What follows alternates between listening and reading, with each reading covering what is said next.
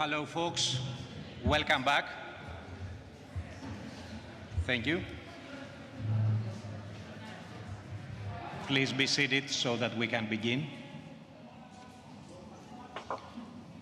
So welcome to this session, in essence a fireside chat between Professor Alex Stubb and Professor Alex Cooley. Before I turn to them, let me thank them both for joining us in this second Athens Security Forum. My name is Andreas Gofas. I'm a professor of international politics at Pantheon University and a member of the governing board of IDES. Professor Cooley will introduce Professor Stubb. However, allow me on a somewhat more personal note and in my capacity as representative of Greece to the High Council of the European University Institute to thank and congratulate Professor Stubb on the outstanding work that he has done at the newly established EU High School of Transnational Governance. And I say that because the room is full with students, so bear in mind that they have a wonderful MA program running. I also owe special thanks to Alex Cooley. As you heard from the very beginning, one of our partners is the Harriman Institute at Columbia University.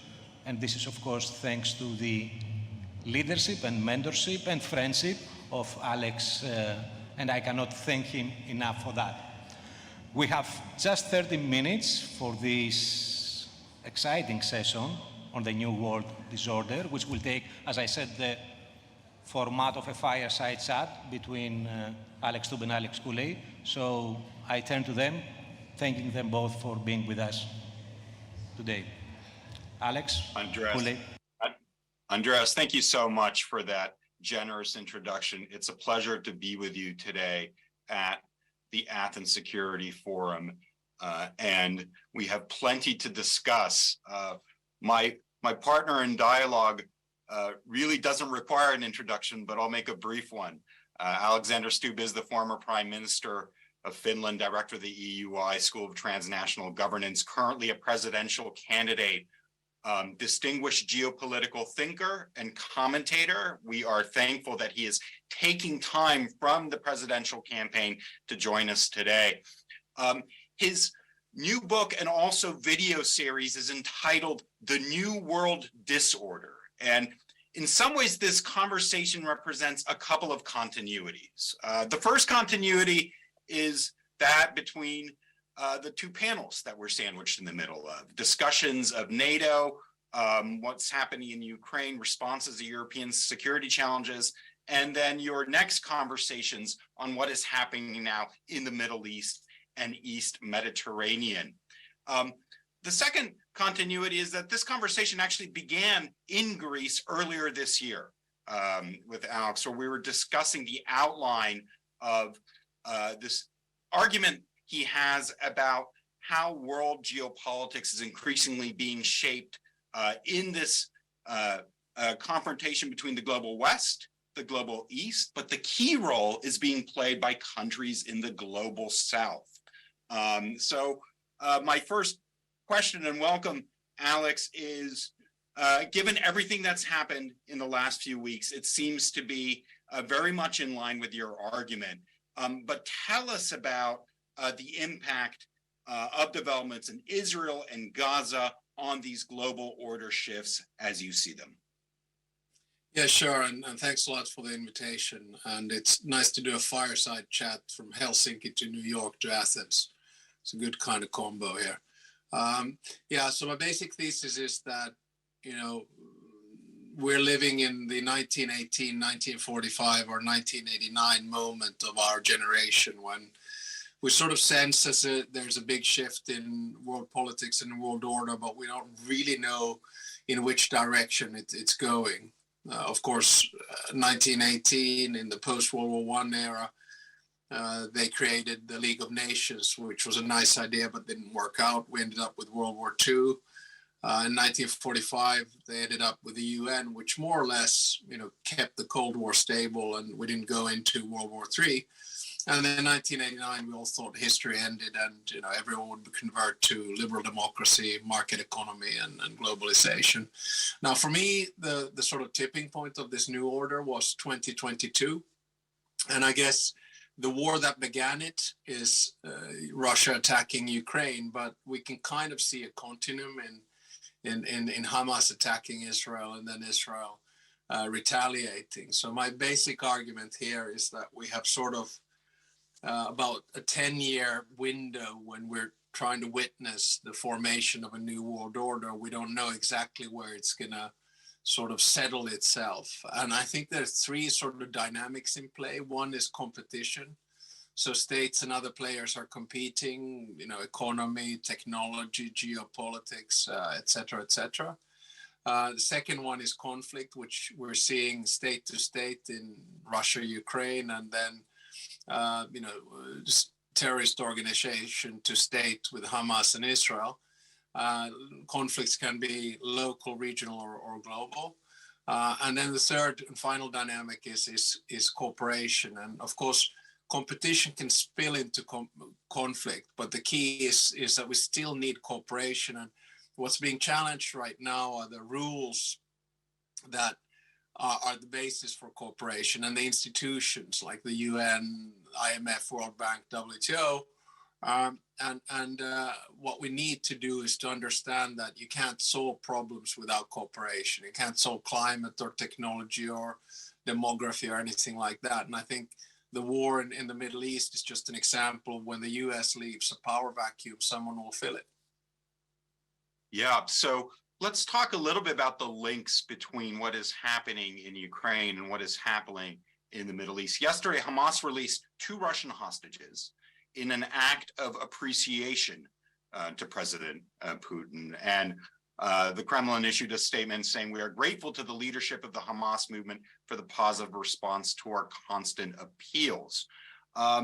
Is Putin a genuine advocate for a Palestinian state? How do you interpret his Middle Eastern policy and the moves he is making vis-a-vis both the Hamas leadership and this evolving relationship he has now with the Israeli government? Well, I think the aim of countries like Russia and leaders like Putin is to basically destabilize the West. And that's been the tactic from the beginning.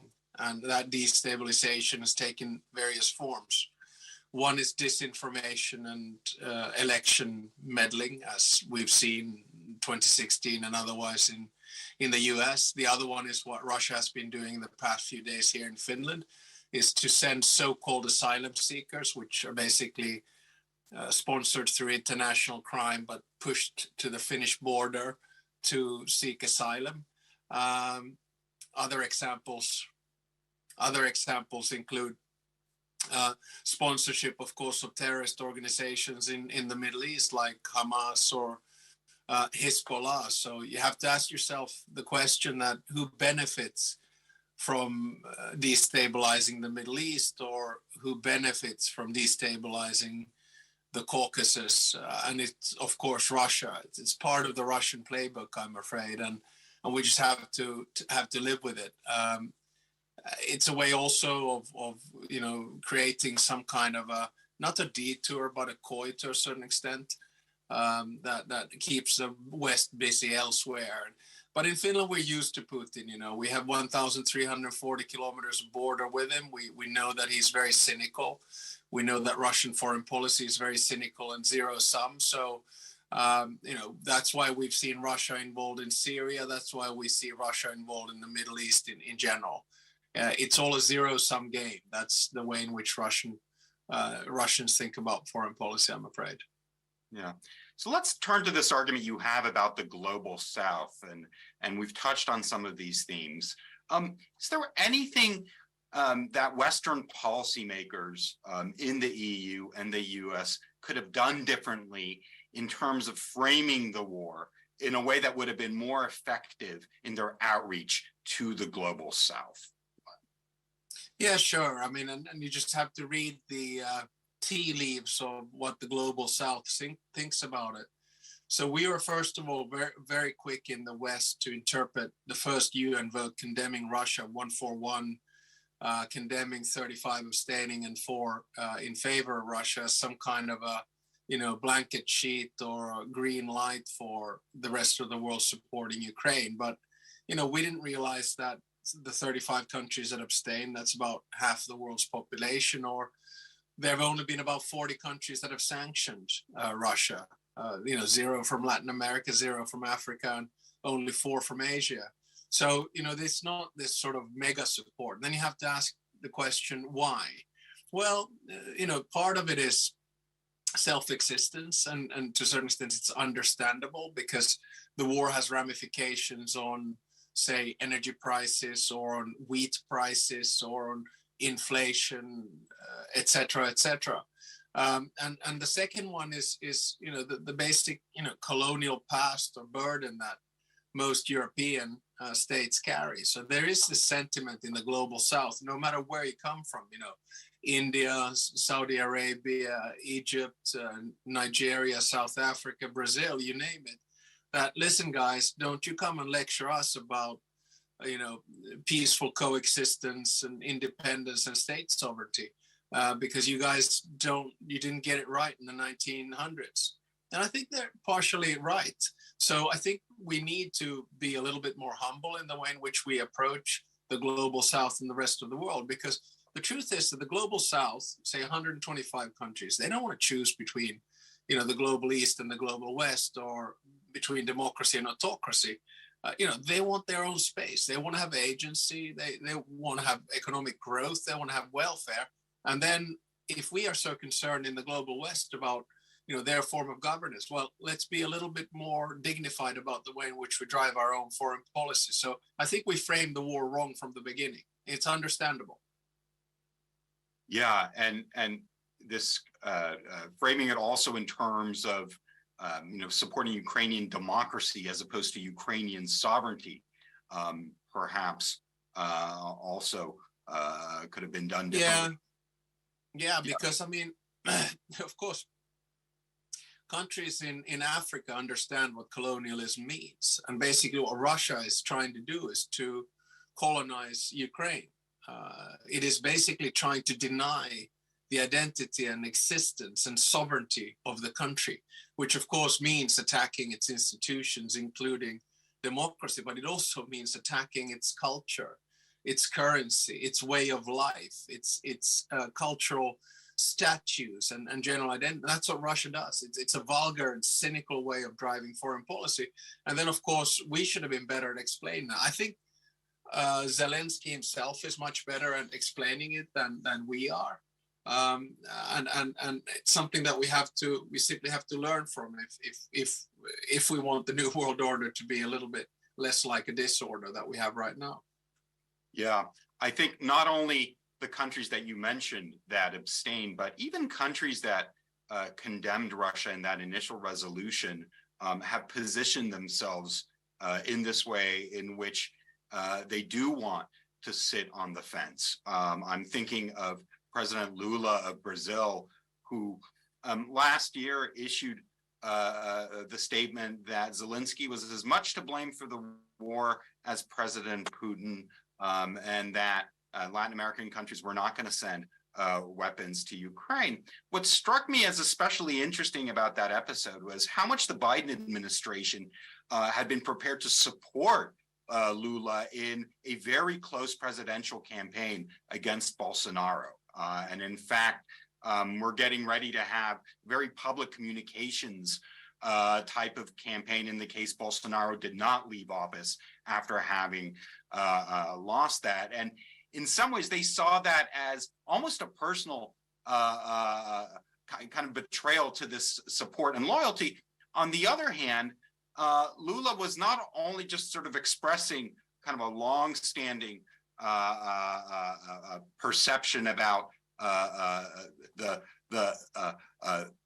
problems of commenting on issues in the global South and showing Southern solidarity. There was also, I think, this part of this Republican tradition in Latin America, where even if Latin American countries are aligned with the US. They still want to be consulted. They still want to have reach a deliberative type of agreement.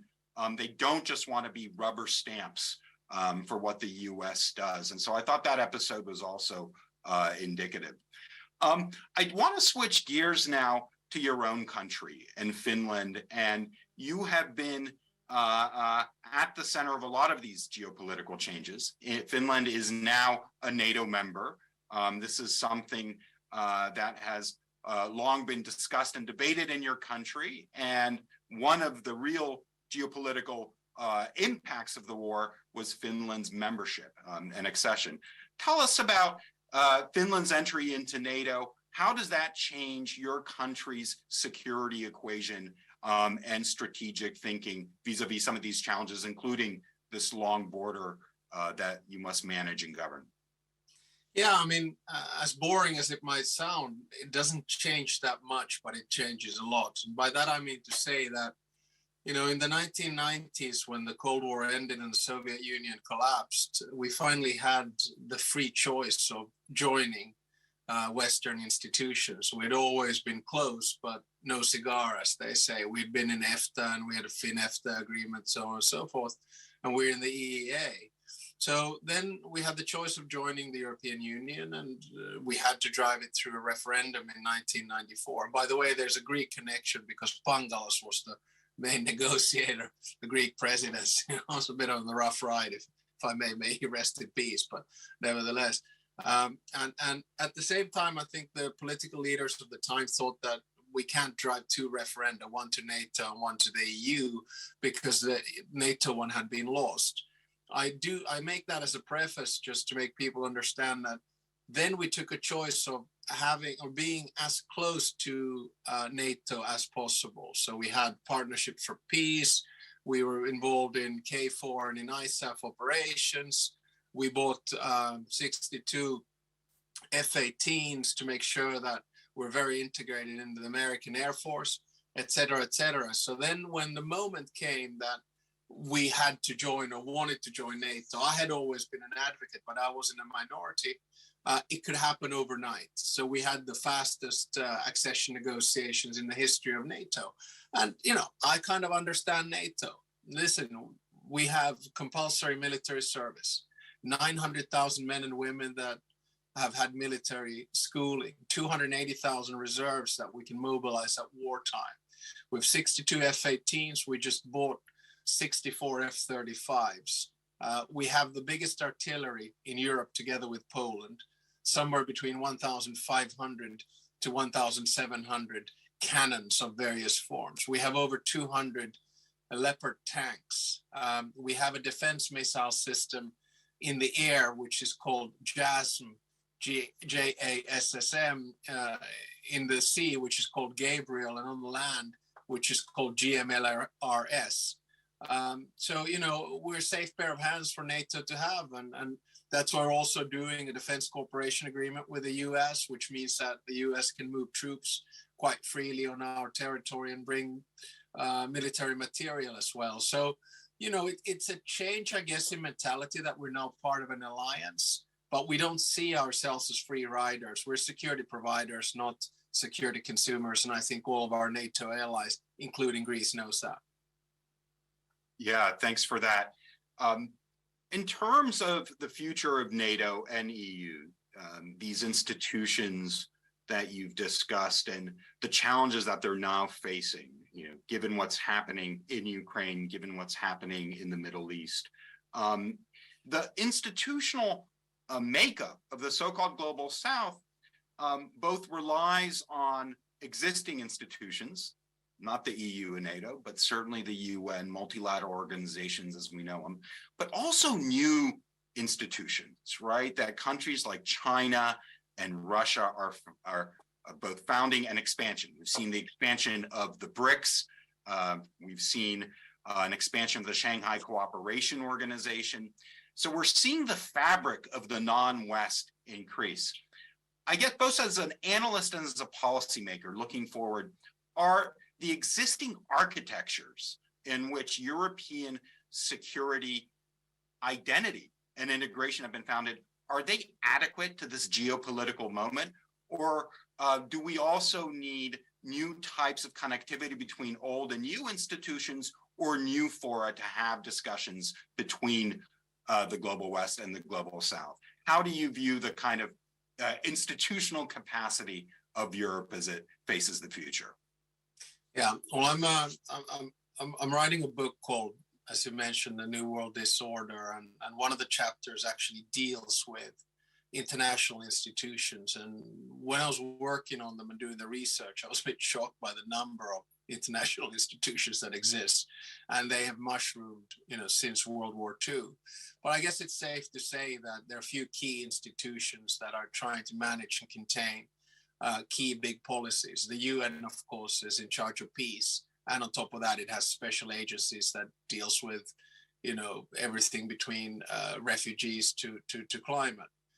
And the agencies actually do quite a good job, I have to say, but New York doesn't. And the reason for that is that it's a good idea, but its Security Council doesn't reflect the world as it exists today. There's 0 permanent members from Latin America, 0 from Africa, and even the most populated country in the world, India, is not a member. So if that is not changed and revised, I think the UN is in for troubled times. So that's where I come into about my sort of notion of agency. Then European institutions, the big thesis of my book, I guess, is that we're not necessarily seeing deglobalization, but we're seeing a regionalization of power. And there the EU is not actually too bad, in the sense that, we've been practicing regional integration since 1952. And then we come to the 2 key institutions that, provide global goods in Europe, one being the EU and the other being NATO. Well, I think in this war, we've seen that the EU is quite good at, finance and sanctions as, providers of help, if you will. And NATO is much better on defense and providing arms. So I'm quite relaxed about the sort of congruence between the 2. I don't think there's too much overlap because, of course, there are only a handful of EU members that are not in NATO. It's Malta, Cyprus, Austria, and Ireland. I don't think it's a problem. And I think I'm quite happy that we've been able to practice this integration thing in both institutions. But what we have to understand in the West is that the international order and the rules that support it and the institutions, they were created right after World War II. And yes, they have been, changed around a little bit. But I think we need, if those institutions want to continue to survive and provide the bedrock for our multilateral system, then they need to be revised. My preference would be to go for, say, regional representation in the UN. So, you would have 1 seat for Europe, 1 seat for North America, 1 for, Latin America, 1 for Africa, 1 for Asia, and so on and so forth. But sometimes I'm perhaps a little bit too idealistic in my thinking. Yeah. So we've covered what's happening in Ukraine, what's happening in the Middle East, in the global South, the connections. My final question, and of course, what's happening in Finland, my final question are about internal developments in Europe. And also we could pair that with internal developments in the US. So certainly one of the big themes in our domestic politics in the US right now is the question of support for Ukraine and the sustainability of support for Ukraine. And it's rapidly becoming a campaign partisan issue. Yes, there are some Senate Republicans that remain committed to supporting Ukraine, but certainly the leading Republican presidential candidate, Donald Trump, as well as many in the Republican Congress, have insisted that we decouple support for Israel from support for Ukraine. And you're seeing a number of themes sort of emerge. So it wouldn't surprise me if this becomes a really important campaign issue in 2024.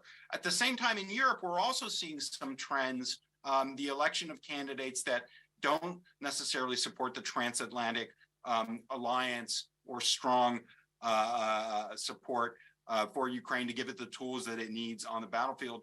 So my question is, are you concerned about some of these domestic wedges, not the sort of East versus West versus South, but maybe competing definitions within the West itself as to what the West is, right?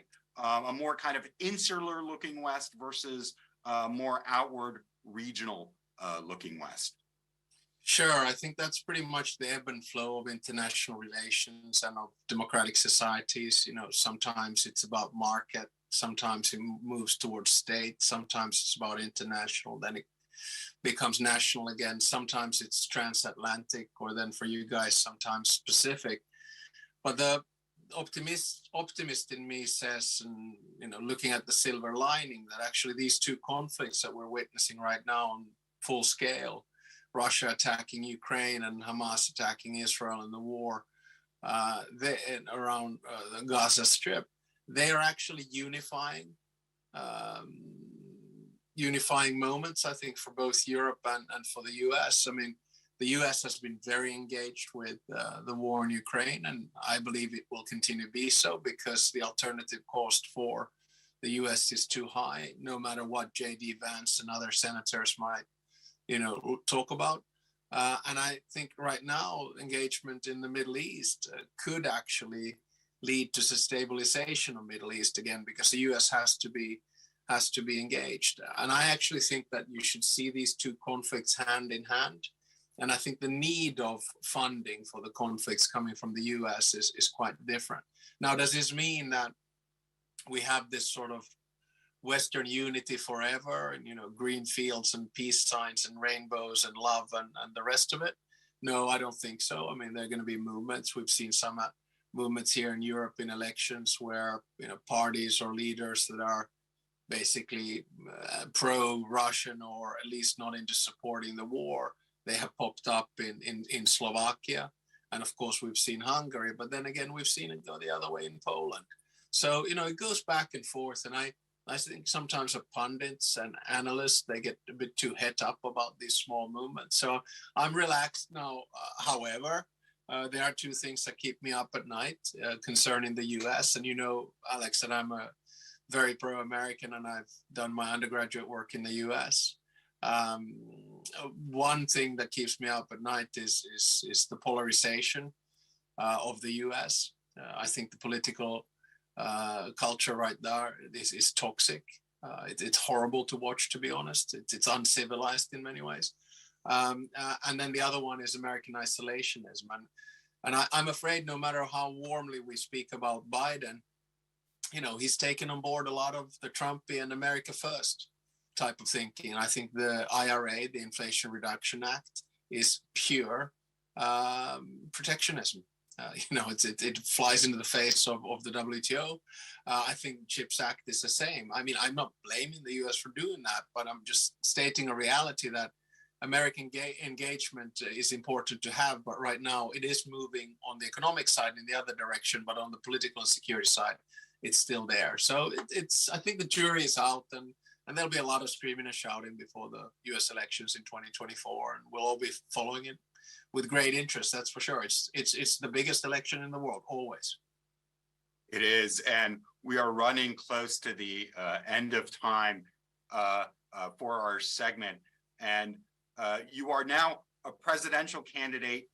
Can you just share with us a few brief thoughts about what it's like to be back in domestic political life as opposed to academia or punditry?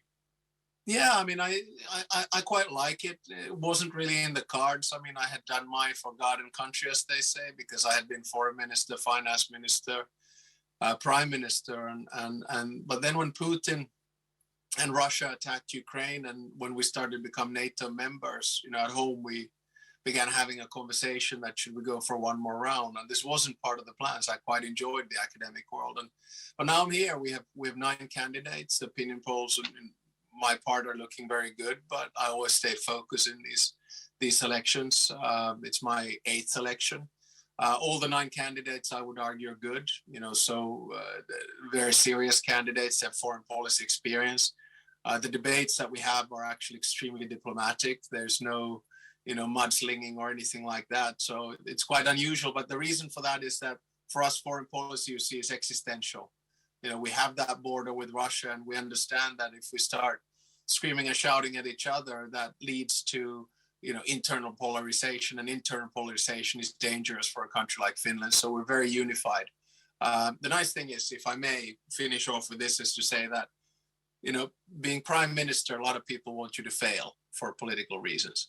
But being president, everyone wants you to succeed because it's about the country. So in that sense, it's really nice to me. It's a very positive campaign. So when I was prime minister, I used to get a lot of the middle finger. Now that I'm a presidential candidate, I get a lot of thumbs up, and I prefer that. Well, that's a great place to end. So thank you so much, Alex, for joining us and continuing the conversation. Thank you, Andreas, for this invitation for everyone at the Athens Security Forum. We wish you successful panels and discussions on these important topics, and hope to see you in Athens again very soon. Thank you. That's for sure. Thank you both. And best of luck to Alex in the coming elections. Thanks, Alex. It was an honor to have you with us. Thanks. Thank you.